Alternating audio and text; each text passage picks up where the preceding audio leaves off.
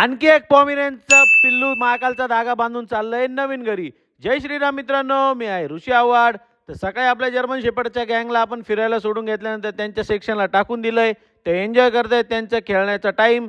त्यानंतर आपल्याकडे आलं होतं हा भाऊ, त्याला घ्यायचं होतं पॉमिरेनचं मेल पपी. तर भाऊचं म्हणणं होतं व्हिडिओमध्ये काही घेऊ नको, पण आपला कॅमेरा एकदम खुंकार आहे भाऊ, त्याला डायरेक्ट आपण व्हिडिओमध्ये कॅप्चर करून घेतलंय. भाऊचं स्माईल बघा, एकदम कडक स्माईल आहे.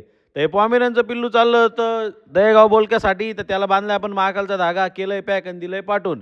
तसेच आणखी एक पॉमिरेनची फिमेल पपी चालली होती डायरेक्टली संभाजीनगरला. हे भाऊ आपल्या मागच्या 1 महिन्यापासून आपल्या कॉन्टॅक्टमध्ये होते, त्यांना घ्यायचं होतं एकदम क्यूटचं असं पॉमिरियन.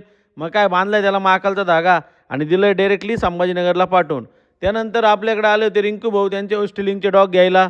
ते आपल्याकडे कमसे कम 1.5 महिना हॉस्टेलिंगसाठी होती. तर तिला आपण पूर्ण ट्रेनही करून दिलेली आहे. तर कुणाला तुमचा डॉग हॉस्टेलिंगसाठी ठेवायचा असेल तर आपल्याकडे अशी सुसप्त जागा आहे, तर तुम्ही मला कॉन्टॅक्ट करू शकता. त्यानंतर चिकूडॉन रागावला होता. चिकूडॉनला पिंजऱ्यामध्ये टाकायचा पप्पा प्रयत्न करत होते.